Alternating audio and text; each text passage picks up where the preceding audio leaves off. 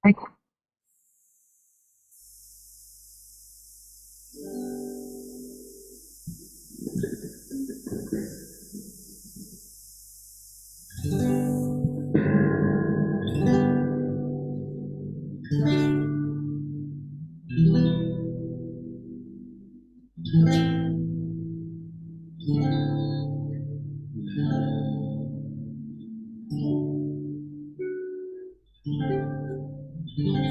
Biarlah hidupku bagimu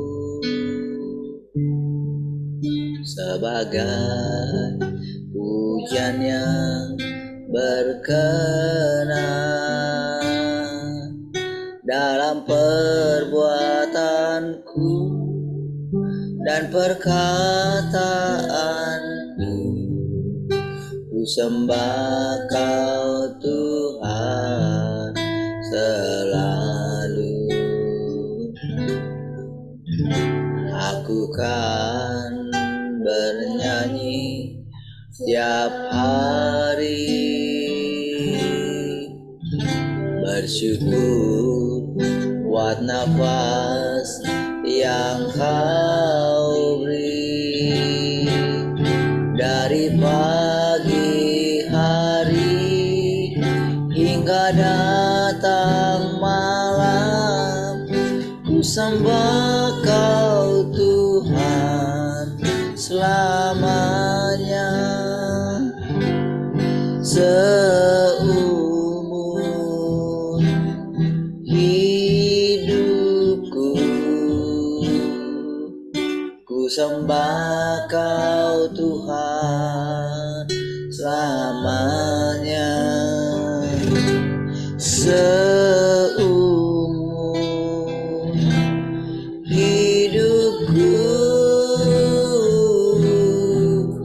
ku sembah Kau Tuhan selamanya.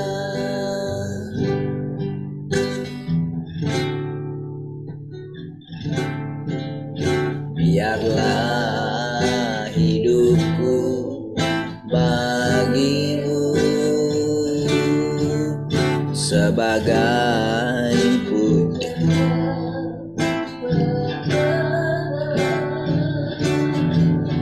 dalam perbuatanku dan perkataanku. Ku sembah Kau Tuhan selalu. Aku kan bernyanyi setiap hari, bersyukur buat nafas yang Kau beri. Dari pagi hari hingga datang malam, ku sembah Kau Tuhan seumur hidupku. Ku sembah Kau Tuhan selamanya. Seumur hidupku ku sembah Kau Tuhan selamanya. Seumur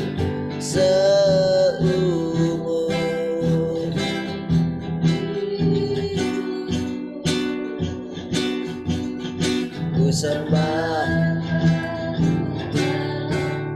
namanya. Seumur hidupku ku sembah Kau Tuhan selamanya. Ku sembah Kau Tuhan selamanya.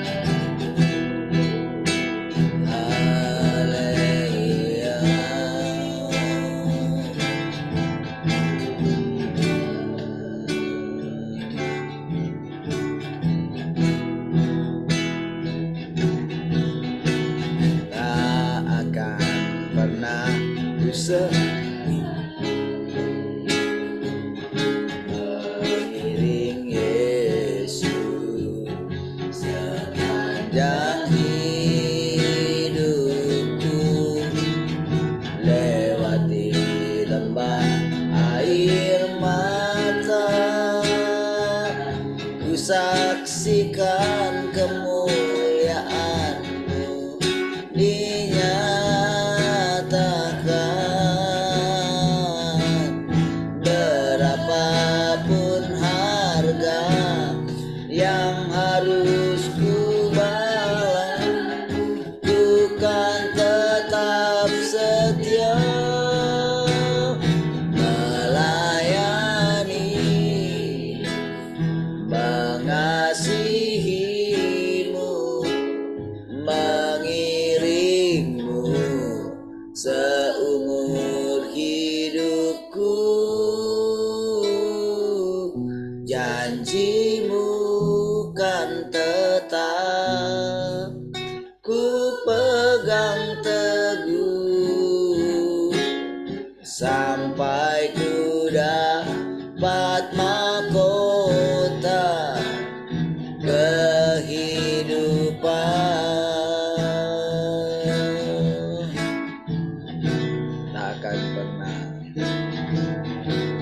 Tak akan pernah ku sesali mengiring Yesus sepanjang hidupku, lewati lembah air mata, ku saksikan kemuliaan-Mu dinyatakan.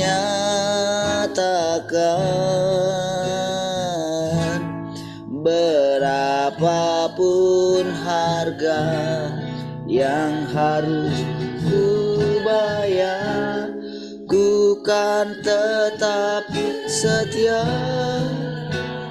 melayani, mengasihi-Mu, mengiring-Mu seumur hidupku. Janji-Mu kan tetap ku pegang teguh, sampai ku dapat mahkota kehidupan.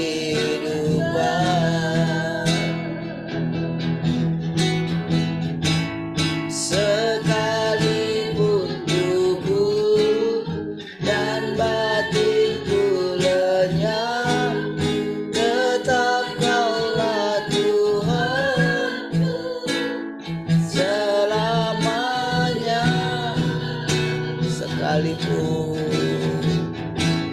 Sekalipun tubuh dan batinku lenyap, tetap Kaulah Tuhan selamanya.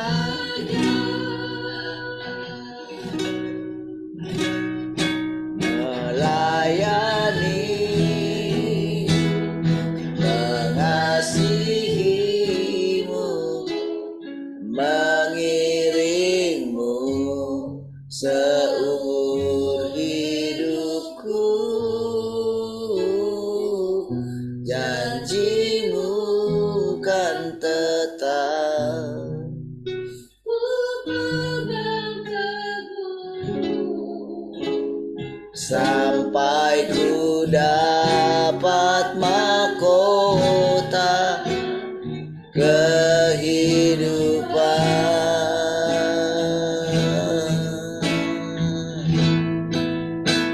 Sampai ku dapat mahkota kehidupan.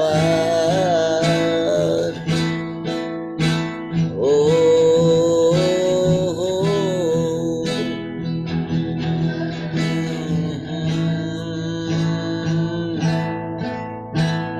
oh.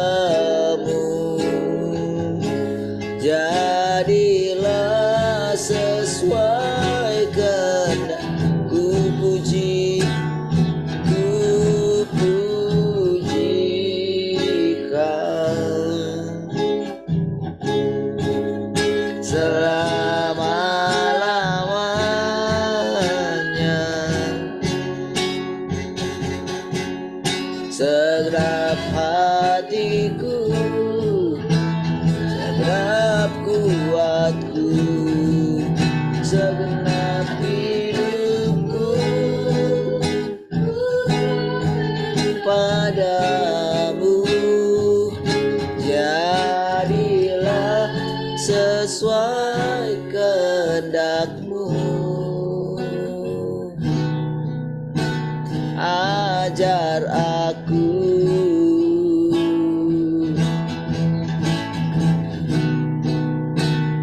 Yesus Tuhan. Ajar aku, ajar aku.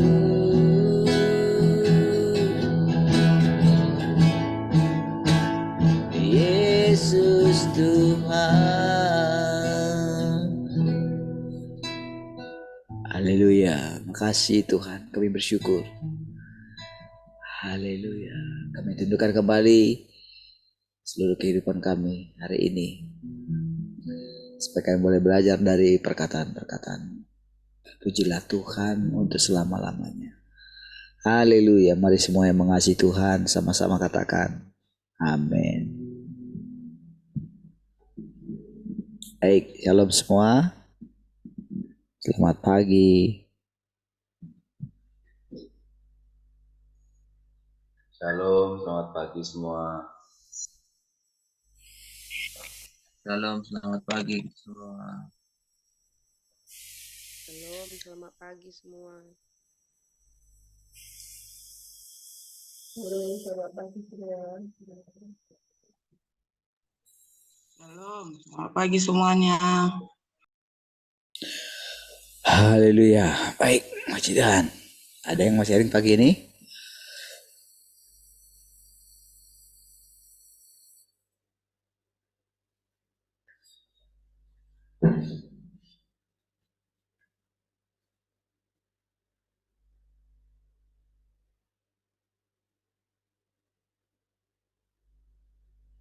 Ya, silakan.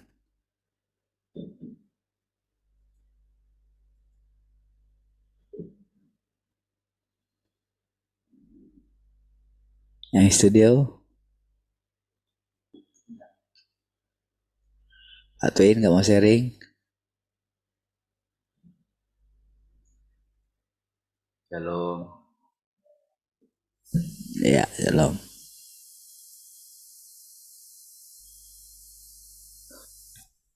Shalom saudara, Tuhan. Saudara, ketika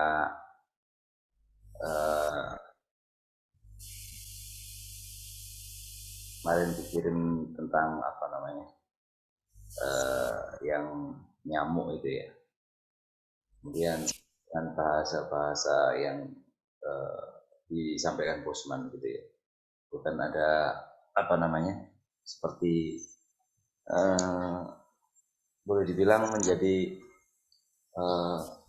seperti ada ketakutan, muncul ketakutan, kewaspadaan yang timbul akibat dari perkataan-perkataan itu gitu ya, dari bahasa-bahasa itu. Nah, kalau kita mau merenungkan gitu saudara ya, apa yang terjadi di masa yang sekarang ini saudara, jika saya renungkan gitu, ketika orang tinggal saat ini dalam kebahagiaan, dalam kesenangan yang diberikan oleh dunia ini, saudara. Jika orang mengalami sekarang ini mungkin hidupnya baik-baik saja, gitu. Hidupnya tidak berkekurangan, berkecukupan, atau bahkan berlebih, gitu ya. Itu akan dalam posisi sekarang ini, saudara. Saya bisa merenungkan gitu ketika saya menempatkan diri saya gitu, kemungkinan tidak akan memikirkan apa yang terjadi. Sudahlah, peduli inilah, peduli keadaan terserahlah gitu ya. Tidak terlalu memikirkan apa yang terjadi gitu ya. Karena bagi orang yang dalam keadaan yang aman, nyaman dalam hidupnya, ya sudah, yang penting aku berjalan saja dengan kehidupanku gitu ya. Tetapi bagi orang yang uh, memiliki tinggal dalam doktrin rohani yang kuat, dia akan dengan yakin bahwa dirinya akan Tuhan memelihara hidupnya. Tetapi ketika saya merenungkan, ketika kalau kita masih saya tempatkan diri saya itu ketika di zaman yang lampau gitu, yang dulu gitu ya, ketika kita masih bersama-sama di apa namanya persekutuan kita yang lama gitu, akan membangkitkan iman. Wah, Tuhan pasti tolong saya, Tuhan pasti tolong saya gitu ya. Namun saudara, itu hanya kemarin kalau berulang kali kita dengarkan itu tentang iman yang kosong gitu ya. Saudara, tingkat iman kita, saudara, kewaspadaan kita, bagaimana kita berjalan setiap hari itu, saudara. Ketika tanpa goncangan, tanpa ibarat kata begini sih, ketika kita naik mobil gitu, saudara. Kalau jalan kita lempeng lurus gitu ya, halus gitu, kita nggak perlu lagi kita pegangan gitu ya, nggak perlu lagi pegangan. Kemudian kalau pegangan gitu naik pickup gitu ya, naik pickup atau naik truk dibonceng di belakang gitu kan, rasanya kalau jalannya lurus ya udah. Tapi kalau jalannya berlubang dan lain sebagainya, dia mesti pakai bersiap terus gitu. Jalan berlubang, harus pegangan terus gitu ya, harus punya pegangan gitu ya. Karena di masa-masa yang sekarang ketika mendengarkan berbagai macam hal yang terjadi di dunia ini, mata kita terbuka dengan dunia yang ada di luar sini, saudara.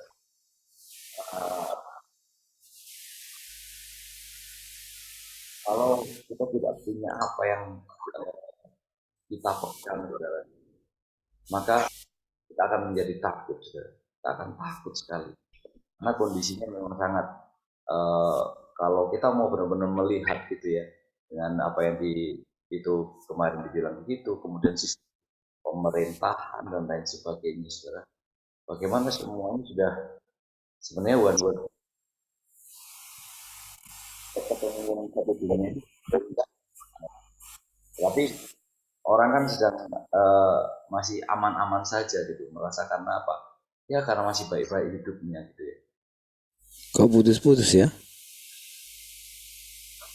Coba mungkin dekat atau mungkin apa yang dikurangi, bit apa? Ada nggak? Dia putus-putus gitu. Yang lain putus-putus nggak? Lalu? Iya kan? Tempat lain putus-putus juga. Putus-putus ya? Banyak. Coba mungkin dekatkan ke mic atau gimana? Dekatkan ke itunya. Lalu? Coba. Yes, coba kamu. Ya. Sudah. Sekarang bisa. Dari sini di sana suaranya ada mendesis-mendesis gitu. Bukan. Sekarang sudah oke. Saya. Oh, suara dari sini mendesis. Iya, ada mendesis-mendesis gitu.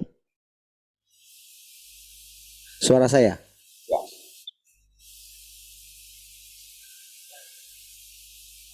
Ya. Oh iyalah, karena ini kan karena saya nyalain kan.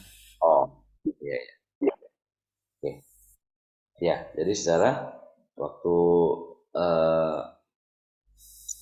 dengan keadaan yang seperti ini gitu ya, memang kita bersyukur gitu ya, kita punya persekutuan yang mengingatkan kita gitu ya, untuk menerima apapun, ya, menerima apapun itu kita bisa menampung apapun yang bisa kita tampung gitu ya, tetapi kita memiliki satu pegangan yang kokoh setiap hari gitu ya. Artinya pegangan kita itu ya kokoh gitu. Saya sering bilang sama anak-anak gitu ya, kalian bebas berteman dengan siapapun, dengan batasi kalian berteman dengan siapapun, tapi prinsipnya adalah ya kalian punya Tuhan di dalam kalian yang harus kalian pegang setiap hari gitu ya. Jadi bebas mau jadi ketika kita terbuka dengan siapapun, saudara, informasi apapun kita bisa menerimanya, membuat kita berjaga-jaga gitu ya, membuat kita bersiaga gitu setiap hari gitu ya. Kalau kita mendengarkan gitu ya, bagaimana orang sekarang ini masih memusingkan dengan cara beribadah gitu ya, memusingkan dengan cara gimana aku melakukan ibadah yang baik, cara melakukan itu, sementara Tuhan maunya lebih daripada itu gitu ya. Yang Tuhan mau ya kamu melakukannya setiap hari, kamu menjadi representatifku setiap hari gitu ya, dalam setiap hari perkataan kita, orang yang sudah putus asa ketika kita datang, kita bisa menguatkan mereka gitu ya. Jadi saudara, saya percaya saudara, ketika dalam segala keadaan kita, kondisi kita mungkin kondisi kita pun berat gitu misalnya, tetapi saudara, ketika yang kita pandang adalah Tuhan, ketika harus berjalan, Tuhan bilang kan, ya kamu harus menghasilkan buah gitu ya. Ketika aku mau, kamu harus menghasilkan buah itu gitu ya. Jadi saudara, perjalanan yang kita lewati saudara, perjalanan yang kita lalui saudara, hari-hari ini saudara, dan hari-hari ke depan saudara, bahkan kalau boleh kita lihat sepertinya kok kenapa ya orang kok semakin nggak peduli lagi dengan keadaan gitu ya. Ketika kita perhatikan, bahkan kemarin yang kita lihat itu menebar benih gitu ya, menebar bibit nyamuk gitu ya, yang sudah jelas-jelas terkontaminasi dengan itu gitu ya, sudah memang ada itu gitu. Tapi saudara, kan memang pada akhirnya kita memang harus berhadapan dengan dunia ini saudara. Nah, kalau di bulan kemarin kan, kalau misalnya gigitan nyamuknya itu kan ke otak gitu ya ininya ya, penyakitnya itu ke otak gitu ya. Kalau kemarin ke paru-paru gitu kan, sekarang ke otak gitu ya, jadi lari ke atas gitu ya. Nah mungkin eh, kalau yang kemarin dipasang di paru-paru, sekarang naik ke atas gitu ya, yang langsung dikontrol oleh di pikiran manusia itu sendiri gitu. Nah jadi sekarang terus eh, kalau mau kita bayangkan gitu ya, saya coba bayangkan gitu, eh, kita kan nggak bisa menghindari digigit nyamuk gitu ya. Terus apakah kita bisa pilih-pilih itu? Ini nyamuk ini jangan gigit aku, itu kan nggak bisa gitu ya. Oh ini nyamuk yang biasa saja, udah gigit lah gitu ya.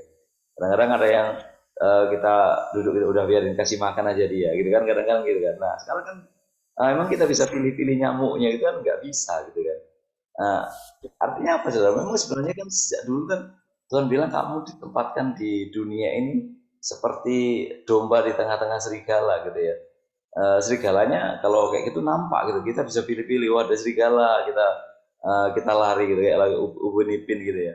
Oh ada serigala lari gitu kan, nampak gitu. Tapi kalau ada nyamuk nggak ada di Alkitab saudara. Kamu ditempatkan di tengah-tengah dunia yang penuh dengan nyamuk itu kan nggak ada gitu, karena sepele nyamuk gitu kan.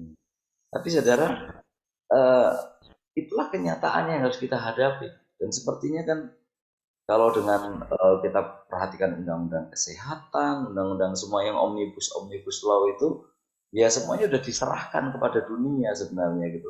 Semua pemerintahan sedang diserahkan kepada dunia gitu. Semua pemerintahan sedang diserahkan kepada satu kepemimpinan, satu otoritas gitu. Sehingga ya orang tidak berdaya lagi gitu. Tapi saudara, eh, kalau kita mau berkata, kita mau kejam, mau tidak mau, suka atau tidak suka, kita harus menghadapi itu semua gitu. Di situ letak bagaimana kita berdiri di mana gitu. Berdiri, kita nggak bisa berdiri di dua kaki, satu di dunia, satu di Tuhan gitu ya. Pilihan cuma ada satu, kita harus berdiri di Tuhan gitu. Bahkan nyanyian-nyanyian yang mungkin kita nyanyikan selama ini, suatu saat bisa terjadi, sekalipun dagingku dan sekalipun dagingku dan hatiku habis lenyap gitu ya. Ya kita mesti relakan gitu hidup kita gitu ya.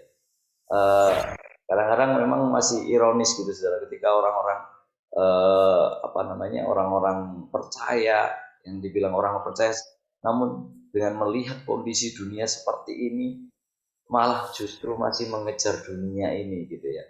Malah masih justru mengejar sesuatu yang masih pingin punya mobil yang mewah, pingin punya apartemen, pingin punya rumah yang besar, pingin punya rumah yang banyak gitu, supaya nanti waktu pensiun itu sudah nggak kerja lagi gitu ya. Kalau sudah kena gigit nyamuk, ya langsung pensiun gitu saudara. Kalau sudah kena gigit nyamuk itu kalau memang udah ditebar langsung pensiun, apalah gunanya semuanya itu gitu saudara. Sekarang eh, bahkan saudara ketika kita kemarin dengar itu saya ingat ada sebuah film gitu. Dia cuma partner gitu, selalu punya satu apa statement gitu. Kalau kamu ikut saya bergabung untuk melawan kejahatan ini cuma satu syaratnya, kamu jangan mati dulu. Nah gitu. Jadi syarat pertama jangan mati dulu karena mati udah nggak bisa lagi diajak partner gitu ya. Saudara, jangan mati dulu karena Tuhan sedang berpartner dengan kita, saudara. Tuhan berpartner dengan kita menghadapi dunia ini, saudara. Menyatakan dirinya di tengah-tengah orang yang masih terikat dengan dunia ini, dengan orang-orang yang putus asa. Bahkan bukan hanya orang-orang percaya, saudara, tapi semua orang yang ada di sekeliling kita, saudara.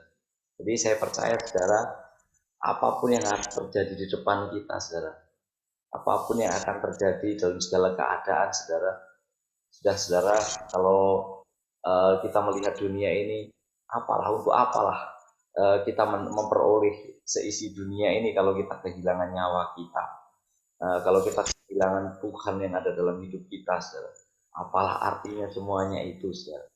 Jadi saudara, saya percaya saudara, berjalan dengan natural setiap hari, dengan biasa saja natural setiap hari dengan Tuhan.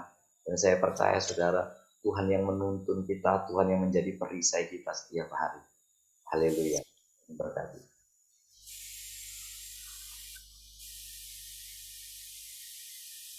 Baik, puji Tuhan. Haleluya. Ada yang sudah nonton yang saya kirim itu di grup?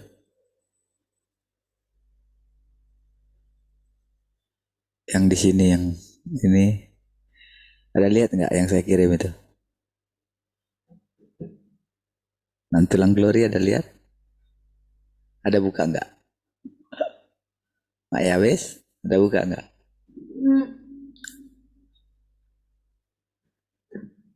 Yang ditembesi?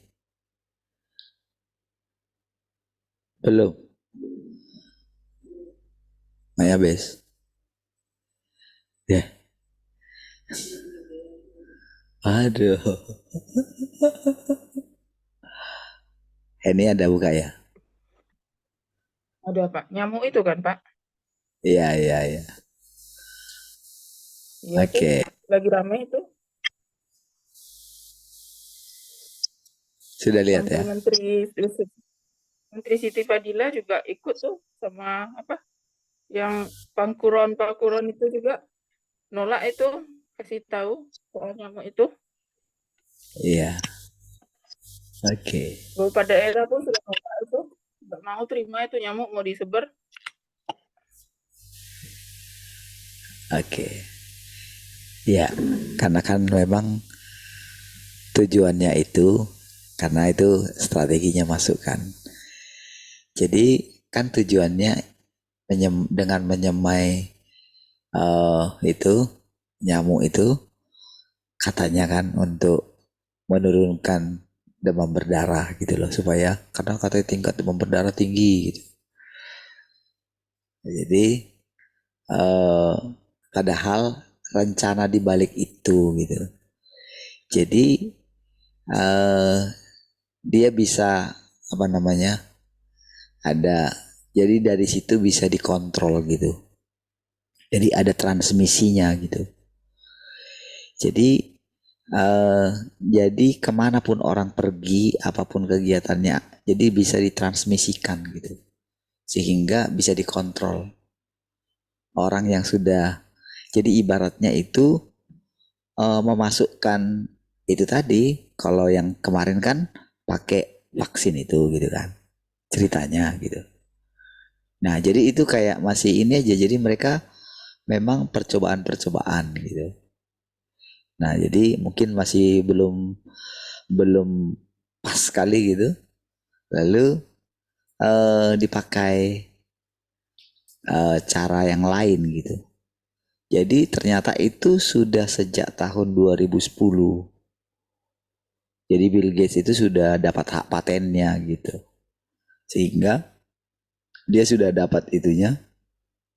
Kalau ada bahaya untuk manusia gitu, dia tidak eh, dia tidak akan dihukum gitu loh. Jadi dia kebal hukum untuk itu gitu. Dan WHO sudah menyetujuinya. Dan semua undang-undang Omnibus Law tentang kesehatan dan ketenaga kerjaan. Jadi itu sudah memang kontrol gitu. Sudah dikontrol oleh satu badan dunia lah gitu. Nah, jadi saudara, inilah memang puncak daripada tampilnya binatang itu gitu kan. Sebetulnya puncaknya gitu. Nah, jadi seperti dikatakan tadi itu saudara, dengan mendengarkan berita itu gitu. Jadi kadang saudara, makanya kadang saya suka kirim hal-hal yang seperti itu sekali-sekali gitu ya. Nah, jadi kalau dikirim itu ya udah kan sudah ini ya. Kadang kita saudara di ini dalam kehidupan kita kayak di media sosial lah gitu. Jadi di media sosial itu saudara, kalau saudara buka YouTube, saudara punya akun YouTube lah gitu. Atau Facebook. Apa yang saudara buka, kan itu yang akan dikirim terus kepada saudara. Sebetulnya itu untuk mengetahui. Jadi nanti bahkan sekarang kan terhubung satu dengan yang lain. Saudara misalnya beli sesuatu di Shopee atau di mana, itu kan akan muncul di layanan iklan Facebook saudara, atau di YouTube, atau Instagram gitu. Nah, jadi memang gini ya, sering sekali informasi-informasi tentang apa-apa yang sedang mereka lakukan pasti akan muncul di media sosial, walaupun memang ada juga berita hoax gitu. Ya. Jadi, tapi saudara, dengan banyaknya berita hoax membuat orang tidak bisa lagi melihat mana yang benar-benar asli gitu. Padahal sebetulnya ada yang asli juga berita itu benar gitu loh. Makanya kadang mereka itu ketika menyuarakan gitu ya, itu disitulah kita mesti mengenali apakah mereka yang menyampaikan itu betul-betul. Kan kita kan tahu gitu loh. Makanya caranya kita itu coba lihat apa untungnya bagi dia, ada nggak untungnya bagi dia. Kalau nggak ada, berarti dia sedang berusaha menolong kehidupan gitu. Berarti ada cara Tuhan gitu. Karena kan Tuhan berdaulat di atas semua. Jadi dengan kita melihat itu saudara, makanya dengan mendengarkan berita itu,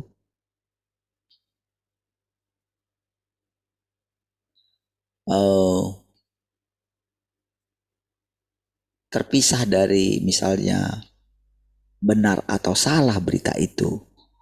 Nah, kita bisa mendengarkannya gitu. Daripada kita misalnya hanya lihat peristiwa-peristiwa yang gimana gitu, yang viral-viral gitu ya. Tapi itu membuyarkan kita, membuat kita nggak berjaga-jaga, saudara. Misalnya lihat baju aja, lihat sepatu gitu kan, lihat yang lagi ini gitu ya. Jadi itu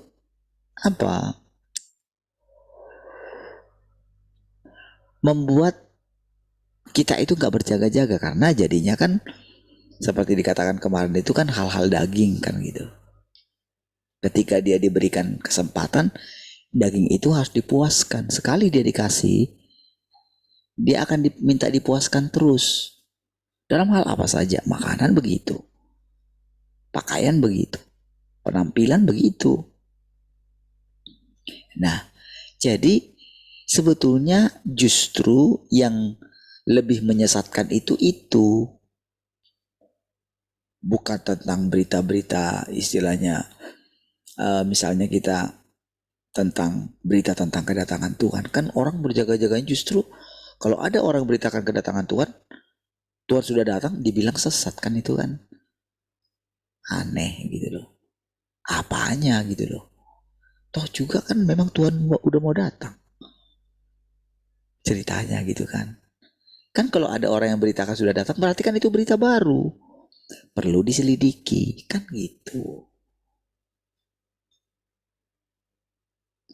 Dari situ perlu tahu gitu loh. Bahwa Tuhan itu selalu, jadi dari semenjak kita itu mendengarkan berita tentang Tuhan datang, dan kita kan mulai menghidupi zaman Tuhan datang kan gitu. Itu yang membuat kita berbeda kan gitu. Makanya kalau ngomong sama orang yang tetap dengan pemikiran yang lama tentang kedatangan Tuhan, wah sulit sekali gitu. Nah jadi saudara, makanya saudara,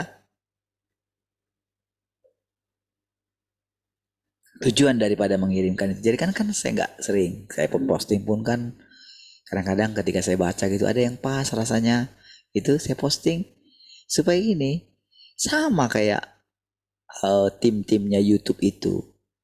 Jadi mereka itu kan ingin apa ya? Ingin membuat orang tetap ada di media sosialnya karena kan dia cari uang gitu. Maka mereka itu kerja online, saudara. Tapi ada hal-hal memang mereka juga bekerja, di balik mereka itu ada badan dunia juga gitu. Jadi sebetulnya mereka itu ditekan juga. Jadi kalau misalnya ada sesuatu yang apa ya, yang kata mereka meresahkan gitu. Jadi ketika ada orang mulai menyampaikan kebenaran, maka biasanya itu ditutup, saudara. Di-ban ceritanya gitu. Jadi kadang-kadang mereka yang mau menyampaikan kebenaran itu, jadi itu justru itu ditutupin gitu loh, saudara. Makanya kadang-kadang mereka itu bilang, cepat di download, nanti kehilangan gitu. Karena nanti semuanya beritanya akan mereka kendalikan gitu. Jadi selagi masih bisa. Jadi kalau tidak ada yang beritakan tentang nyamuk itu, wah, itu sudah akan masuk gitu. Tapi tentu Tuhan terus bekerja juga gitu. Dengan menyampaikan informasi itu. Nah, berbagai kemarin itu ketika ada saya ketemu ya dengan yang di Kapling lama ya, abang itu. Saya diajak Pak, karena saya kemarin ke tempat Pak Denny yang di Tiban itu kan. Saya diajak ke sana gitu. Oke. Nah, jadi yang buka pembicaraan tentang itu bukan saya gitu. Dengar-dengar kabarnya begini, abang itu ceritanya. Gimana ya? Benar nggak itu ya? Ya saya tunggu dulu. Saya tunggu Pak Denny-nya, dia tahu nggak gitu. Kayaknya dia nggak tahu gitu. Padahal kan mereka dulu suka dengerin Pak Dharma Pongrekun itu kan, karena dia dulu ini. Cuman mungkin karena nggak setuju dengan sikapnya itu tidak divaksin, mereka menolak orangnya kan. Karena dia setuju dengan itu kan. Jadi mereka nggak dengarkan itu lagi. Respon apa yang muncul, saudara?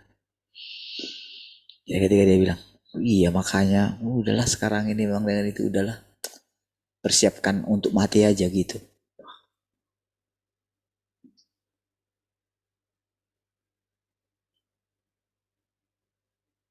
Di situ saya coba sampaikan ayat firman Tuhan tentang kalau orang mendengarkan firman Tuhan hidup selama-lamanya.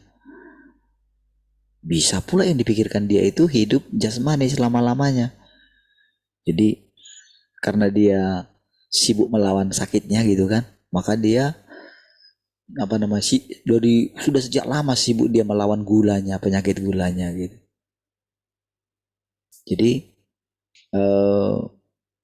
Jadi dia suka meneliti tentang ini ya, apa itu herbal itu gitu.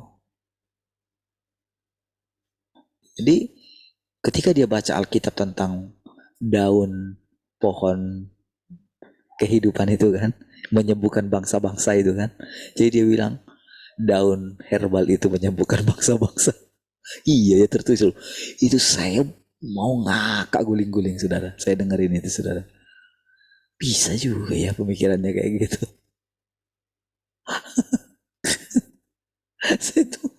Tapi kalau saya mau cerita terlalu jauh yang mau saya sampaikan gitu ya, maksudnya aduh kok bisa ya, itu benar-benar saya mau ngakak gimana gitu ya. Karena saya sendiri, saya ketawa dalam hati, bayangkan gimana ketawa dalam hati gitu.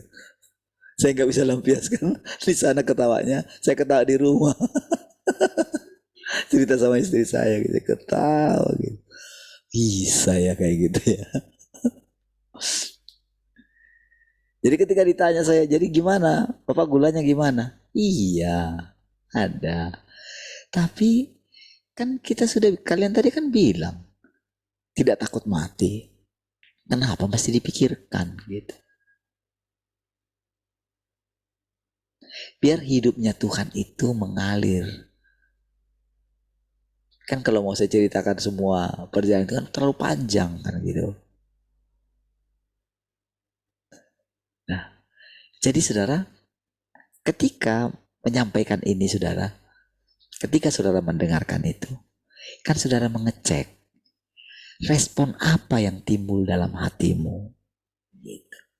Untuk mengetahui gitu loh, sejauh mana kita itu sudah menghidupi firman-Nya. Itu maksudnya loh, dengan kita mendengarkan berita-berita yang kayak gitu. Tapi memang mereka dipakai juga, jadi orang-orang itu dipakai. Jadi ada sebetulnya, jadi itu berawal dari gembalanya Mayabes yang posting di grup gembala gitu. Itu gak ada yang respon loh saudara.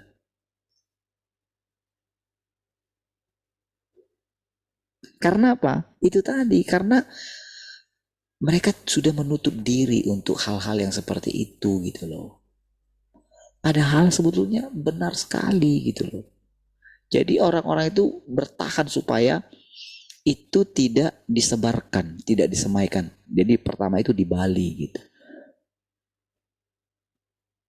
Karena ada peneliti-peneliti yang benar-benar mereka sudah meneliti. Jadi para peneliti-peneliti itulah yang berani bicara gitu.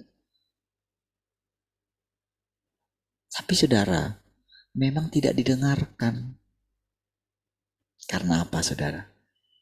Disitulah saudara mereka itu jadi tidak bisa mendengarkan mana berita yang benar gitu loh. Harusnya kan dengar seperti itu kan kalau orang saudara masih punya hati nurani ya. Kalau orang itu masih mengejar kehidupan, dia kan pasti berjaga-jaga gitu.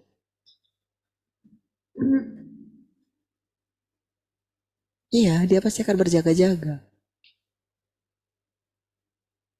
Jadi orang yang berjaga-jaga itu maksudnya bukan takut mati, bukan.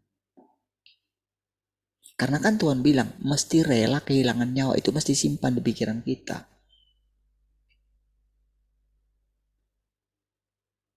Tapi di bagian si jahat ini, dia mencari cara.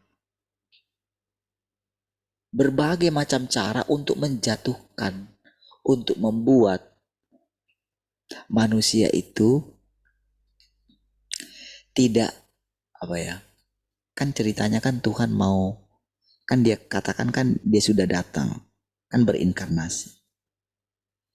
Itu kan firman kan. Kan kita bukan melihat sosok kan.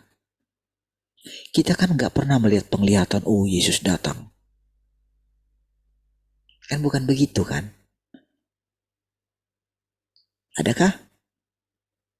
Saya mengatakan kepada saudara, saudara tadi malam saya mimpi, Tuhan sudah datang dan dia berbicara kepada saya. Adakah saya bilang begitu? Tidak kan?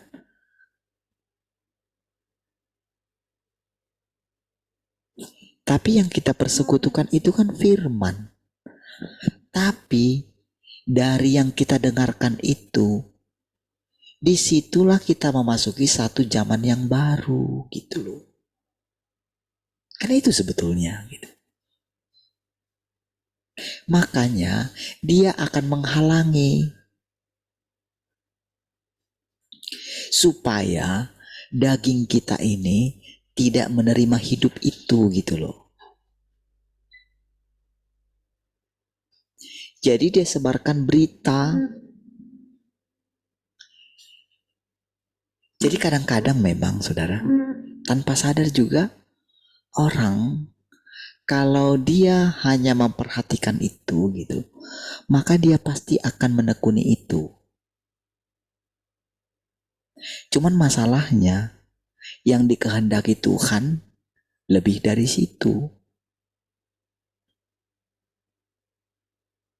Apa yang dikehendaki Tuhan? Supaya kita itu bersekutu dengan Dia. Gitu.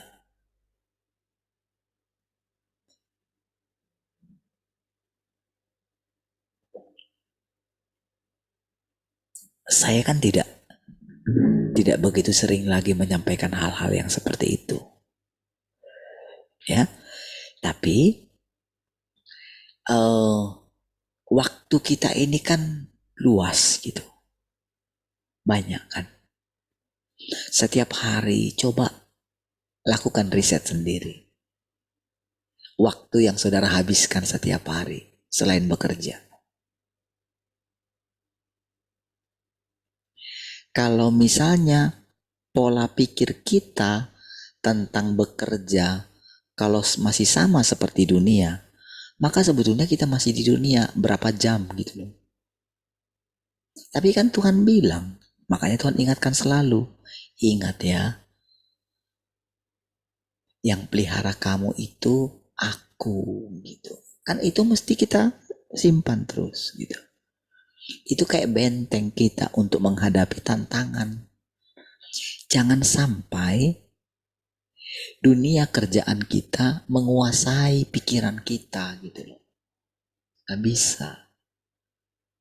Dari situlah kita tahu apakah benar kita bergantung sama Tuhan atau enggak. Jadi jangan keluar dari mulut kita, saya bergantung sama Tuhan. Tapi kita takut kehilangan pekerjaan kita. Bukan berarti jadi kita nggak kerja. Bukan itu. Bukan di situ letak permasalahannya. Letak permasalahannya adalah apakah kita bisa ditakut-takuti dunia ini, diintimidasi dunia ini atau tidak. Lalu apa kita gini? Ya sudahlah. Kita nggak tahu apa yang terjadi ke depan. Sudahlah. Gitu. Itu kan namanya kan apatis. Itu kan tidak menandakan kalau kita itu telah memiliki Tuhan gitu loh. Namanya, jadi kita mesti belajar gitu loh.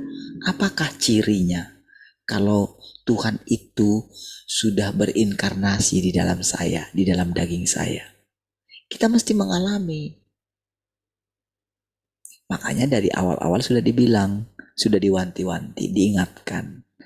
Kita itu hanya mengerjakan apa yang menjadi bagian kita.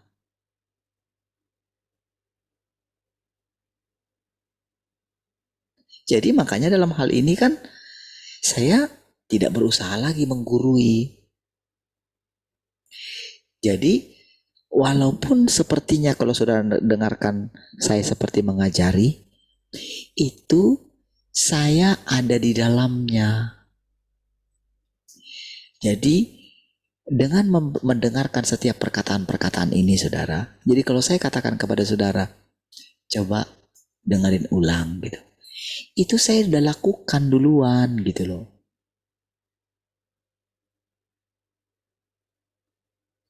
Jadi saya tahu kondisi hati saya, apalagi saya mendengarkan diri saya sendiri coba.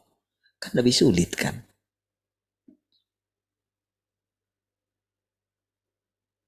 Saya kan tahu semua perkataan itu. Oh, yang ini tadi itu karena saya begini, saya pikiran saya begini. Saya tahu kan, karena saya ngalaminya. Tapi begitu yang di dalam hati saya, kita itu semua menanti-nantikan Tuhan. Jadi saya itu benar-benar harus memurnikan pikiran saya supaya hasil pemikiran saya itu, apa yang di pikiran saya, bukan dari apa yang saya dengarkan dari luar, dari sekeliling. Kalaupun itu saya dengarkan dari luar, itu ada filternya gitu.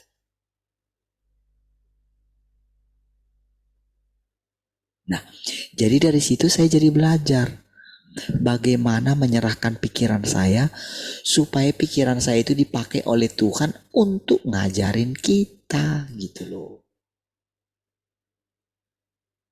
Dari situ nanti kita belajar, makanya saya terus bilang sama saudara kan. Dari situ nanti kita belajar manakah dari yang kita dengarkan itu adalah Tuhan itu sendiri. Mana dia yang Tuhan berinkarnasi.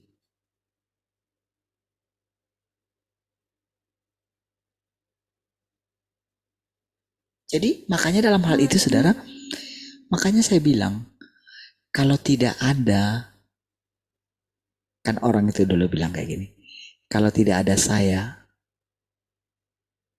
kalau kamu tidak percaya kepada aku, kata Yesus, maka engkau juga tidak percaya kepada Bapakku. Kalau engkau benci aku, berarti engkau benci Bapakku. Dia harus ngomong itu saudara. Makanya, jadi kalau misalnya saya menyampaikan itu kepada saudara, itulah tandanya kalau Tuhan, salah satu tanda, kalau Tuhan itu yang berbicara kepada kita. Makanya kan, kalau tidak ada saya, yang dibuatnya menjadi hidup seperti itu, makanya saudara juga tidak akan bisa masuk ke sini kan? Betul nggak? Tapi dalam hal ini, jadi ketika kita belajar tentang wataknya Tuhan, tentang Tuhan yang berinkarnasi, dan tentang Tuhan itu, tentu saya tidak akan mengumbar diri saya. Harus belajar mengenali kerendahan hatian Tuhan. Karena kalau kita mengumbar diri kita, di situ kita, jadi disitulah kita itu bisa dimakan sama iblis, gitu loh. Ditipunya kita. Dari mana? Ketika kita meninggikan diri kita. Nah, jadi dari firman yang kita dengarkan, semua yang kita baca ini, yang sekarang kita persekutukan ini, dari situlah kita diajar.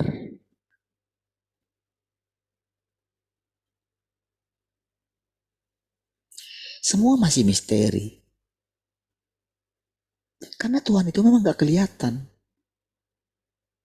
Karena ceritanya Tuhan itu juga dia tidak sedang masa gini lagi, saudara. Jadi kalau di masa dia bekerja melalui nabinya itu harus tunduk betul sama dia gitu. Tetapi sekarang dia sedang ngajari kita gini.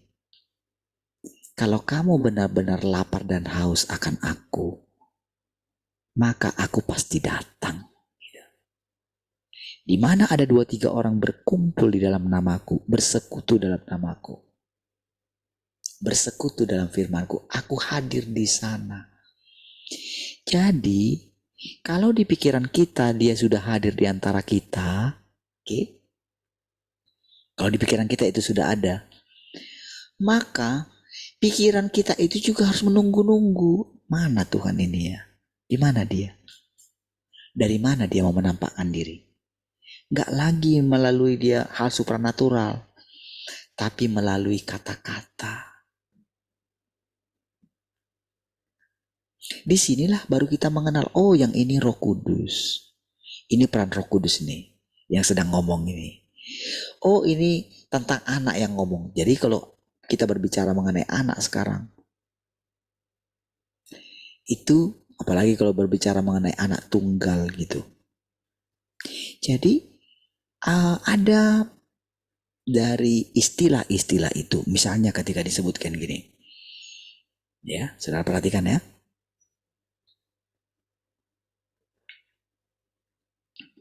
Ketika disebutkan anak tunggal. Satu, anak tunggal. Kan itu mengacu kepada Yesus. Oke? Nah, lalu Yesus ngomong, kamu juga adalah saudara-saudaraku. Bahkan yang dianggap dia saudaranya, saudaraku yang paling hina ini. Artinya gini, artinya kepercayaan orang ini, yang dianggap saudaranya Tuhan itu dianggap hina oleh orang lain. Gitu loh. Gitu. Makanya kita ini juga, makanya ketika saya udah malas gitu. Mau datang ke sana itu saya udah malas karena gak berubah-berubah gitu. Jadi kadang orang yang ketika mengetahui berita itu tentang orang itu seperti itu gitu kan, itu jadi lemas juga. Dia sudah berusaha, dia dipikir dia sudah bertobat lah dengan kejadian yang kayak gitu kan, tapi ternyata tidak gitu. Jadi saya pun jengkel, malas juga gitu. Tapi kemarin kan saya bilang saya ke Balai Center rumah abang saya yang terbakar itu, ternyata nggak ada orang di sana gitu. Saya sebentar aja saya singgahlah ke tempat itu kan, ternyata dia sedang mengalami kegalauan juga di pelayanan itu gitu. Saya mati, aduh kasihan sekali ya. Sudah pindah dari gereja satu ke gereja lain gitu. Ketemu dengan masalah yang sama, gak lewat-lewat. Makanya saya bilang kemarin sama dia, udah Pak, buka aja gereja pelayanan supaya Bapak tahu apa yang kami alami berdua ini sama abang saya, maksud saya bilang sama si Pak itu, ada ini. Buka aja. Supaya nanti Bapak ngerti gitu loh. Kalau saya tidak dengarkan di dalam telinga saya. Memang saya udah dengarkan dengan telinga saya. Saya buka pelayanan saya. Enggak loh. Nah maksud saya dari situ. Jadi ketika rasanya saudara, jadi dia mau menahan saya gitu. Abang saya masih mau menahan saya karena udah mau pulang jam 12 itu. Karena Pak Denny ada janjian gitu. Ayo pulang Pak, katanya gitu. Dia sudah lama sekali gak ke situ saudara. Karena kan dia keluar dari situ. Jadi karena dibilangin itu supaya datang ke sana gitu. Wah, ya udah kalau Bapak mau ke sana saya temani, saya bilang gitu. Tapi sebetulnya saya sudah nggak mau ke sana gitu loh. Tapi saudara, karena itu tadi saudara, saudaraku yang paling hina ini. Menurut kamu hina orang itu. Tapi kamu mesti berjaga-jaga. Kamu mesti bisa menerima kalau aku ada di situ karena dia ciptaanku. Waduh.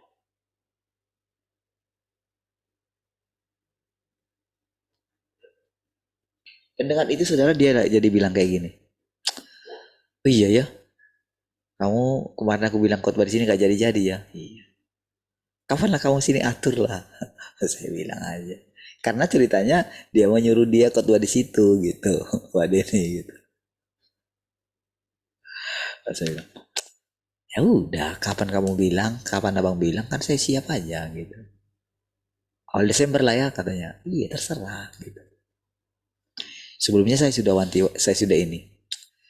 Memang kuasa untuk mengizinkan saya khotbah di situ memang di tangan gembala gitu.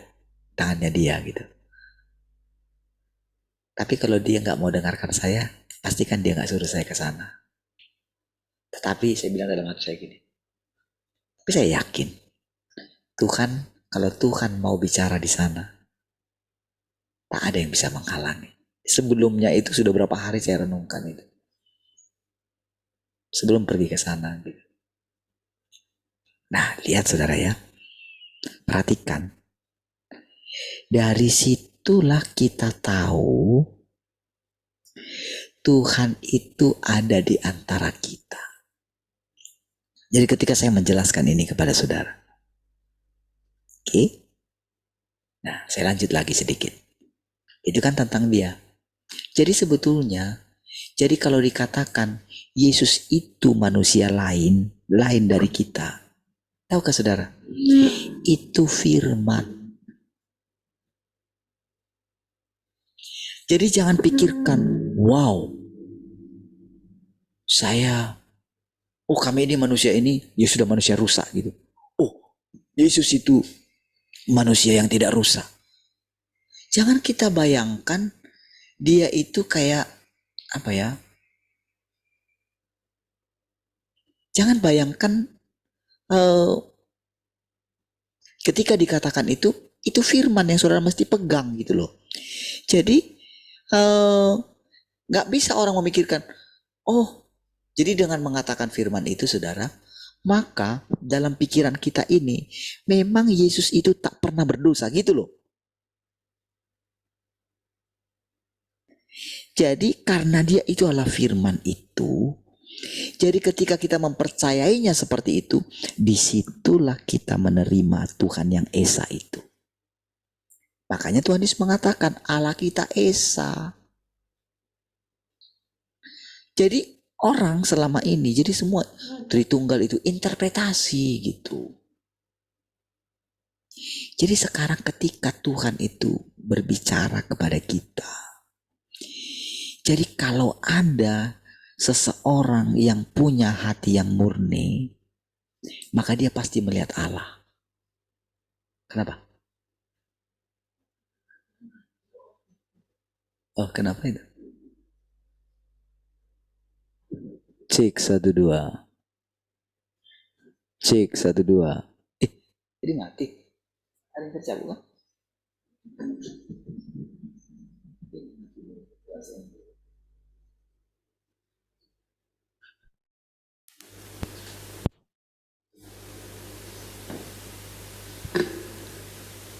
Cek 1 2. Iya, kesenggol loh. Gak sempat lagi ya dihidupin. Udah 48 ya. Kalau mau ini beralih sebentar ke itu ya. Ke Zoom ya. Tiba-tiba mati, gak tahu kenapa. Kesenggol atau gimana. Harusnya sih. Coba ya, kalau saya hidupkan lagi harusnya hidup.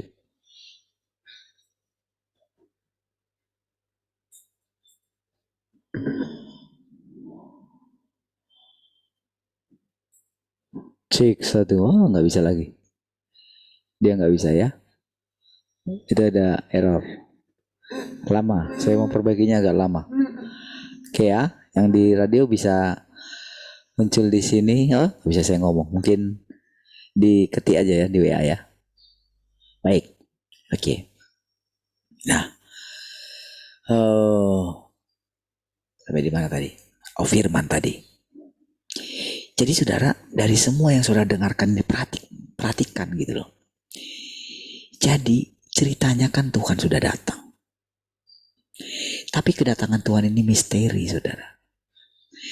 Tetap hanya orang yang punya hati yang murni, hanya orang yang lapar dan haus akan Tuhan, akan kebenaran, akan menemukan dia. Itu kuncinya, pegang gitu. Hanya orang yang meninggalkan dunia ini yang akan bisa melihat Tuhan. Hanya orang yang memberikan hatinya, hanya orang yang bertobat, yang kembali kepada dia. Oke. Nah, jadi kalau saudara mulai mendengarkan berita yang berbeda daripada apa yang diberitakan orang, dengarkanlah. Yang saudara dengarkan ini setiap hari, bukankah itu berbeda? Sekalipun kita dalam lingkungan yang sama, ya kan? Saudara mesti ingat-ingat yang saya bilang gitu. Misalnya saya bilang kayak gini, saya kan sudah mau melarikan diri dari pelayanan ini. Ingat-ingat dulu yang dulu itu. Itu beneran yang saya ceritakan itu apa adanya. Tapi sekarang gak seperti itu lagi. Karena Tuhan sudah proses. Ketika orang-orang meninggalkan saya mungkin ketika melihat, wah habis nanti ini Tuhan. Kan saya bilang gitu sama Tuhan.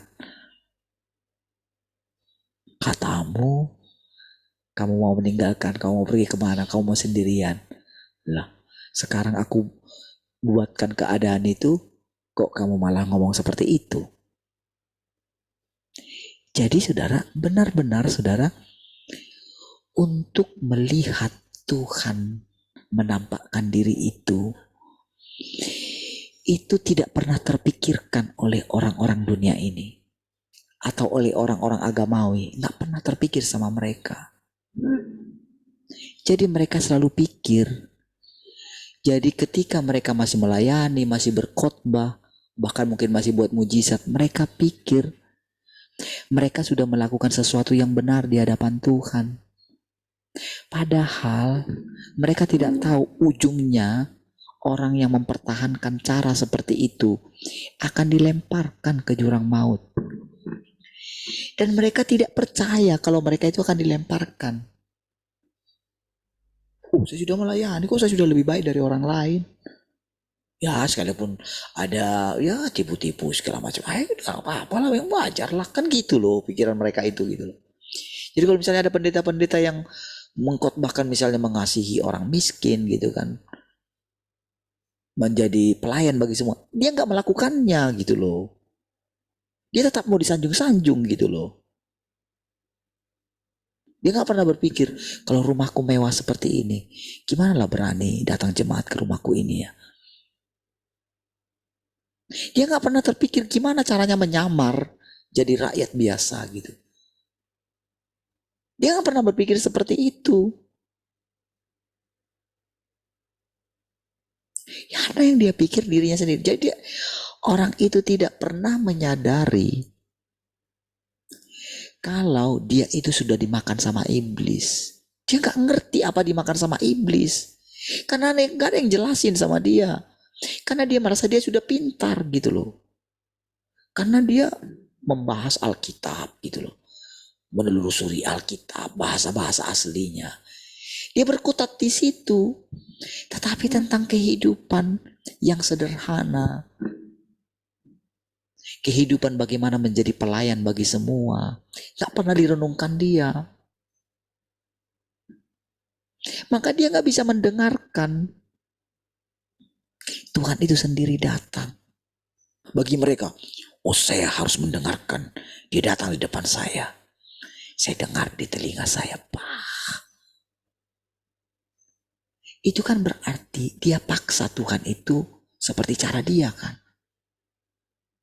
Itu bertentangan. Karena Tuhan Yesus tiap pagi bangun dia mencari Bapaknya. Ketika bangun pagi dia nggak baca Taurat, saudara, dia enggak. Dulu Taurat itu kayak gulungan gitu. Dan itu hanya ada di sinagoge, di bait suci.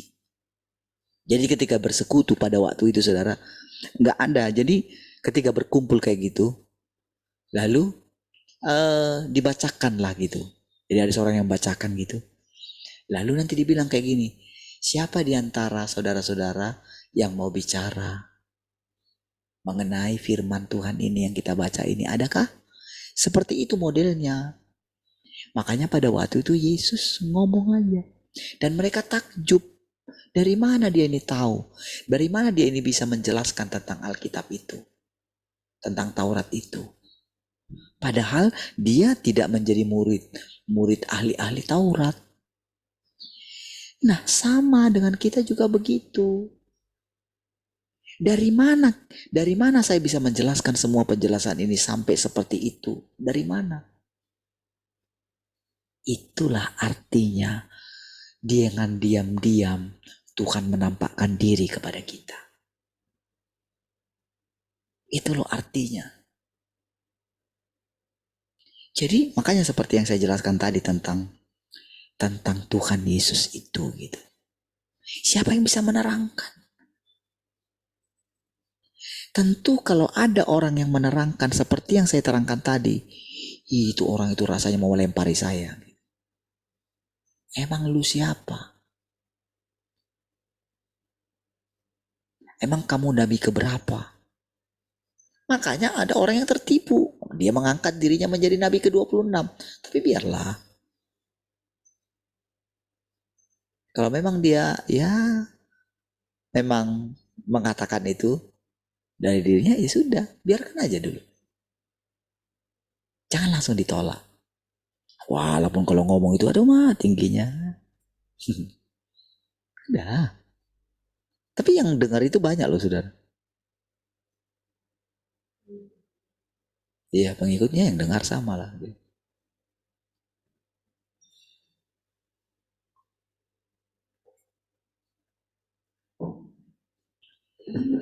Jadi saudara, ketika setiap hari saudara mendengarkan gitu, Tuhan itu kasih tahu kita gini loh. Jadi dia sangat detail gitu. Perhatikan hidup. Perhatikan apa yang kau pikirkan. Yang kau pikirkan itu akibat dari apa? Kenapa kamu sulit keluar dari khawatir? Semua diajarin kita gitu loh, sedetail-detailnya gitu.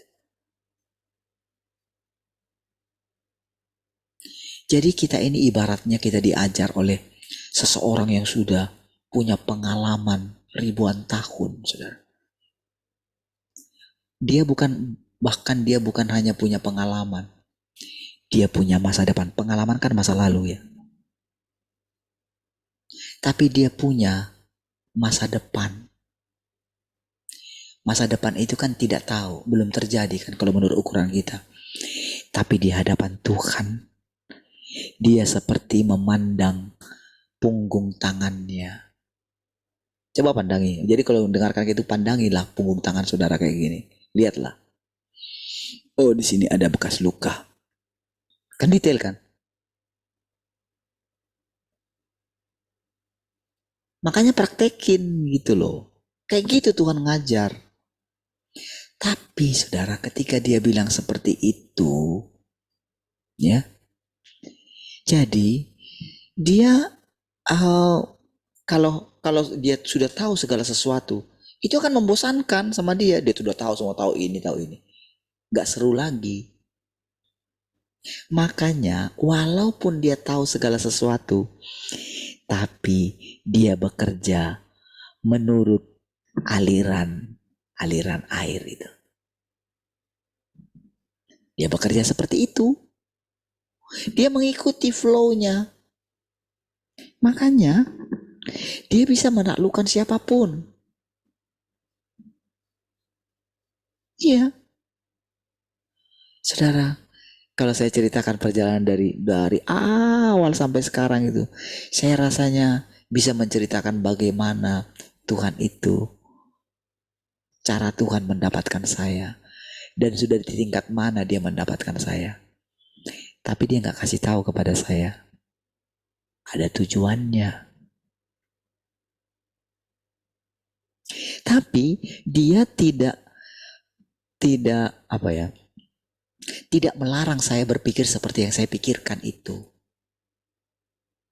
Jadi bagian dia itu kalau ada hal yang tidak sesuai dengan apa yang dia pikirkan gitu, karena dia mau jadikan seseorang itu menjadi orang pilihannya, menjadi bejana untuk memanifestasikan dia jagain pikirannya. Tetap si orang ini harus seperti Tuhan Yesus. Caranya Tuhan Yesus itu hidup loh. Itu sudah harus jadi gaya hidup kita. Rendah hati gak dia? Rendah hati. Khawatir gak dia? Tidak khawatir. Berani gak dia? Berani.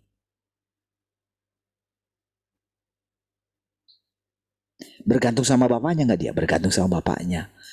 Gaya hidup itu, saudara.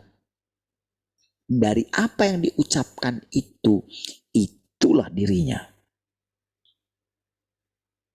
Makanya jagalah dirimu. Jadi apa yang dia bilang itu, kamu mesti punya hati yang murni. Belajarlah miliki hati yang murni. Engkau mesti punya belas kasihan. Engkau mesti mengasihi semua saudaramu. Lalu orang bilang, siapa saudaraku? Dia buat bandingannya dengan orang Samaria. Orang Samaria yang baik hati. Nah, dari situlah saudara, kita belajar. Itulah artinya kita belajar langsung dari Tuhan gitu loh. maka dia pasti muncul seperti fajar. Pasti. Engkau akan pasti merasakan bimbingan Tuhan setiap hari. Jadi itu yang membuat betapa indahnya setiap hari bersama Tuhan. Besok lain lagi. Kita nggak bisa prediksi. Tapi seperti firman-Nya, setiap hari selalu baru. Oh, itu segar, menyegarkan setiap hari, saudara. Baik, ya Tuhan, kita berkati ya. Mari kita berdoa. Kasih Tuhan, kami bersyukur pagi hari ini. Terpujilah Tuhan yang terus membimbing dan mengajari kami. Haleluya. Mari semua yang mengasihi Tuhan sama-sama katakan amin. Baik, puji Tuhan semua. Tuhan berkati.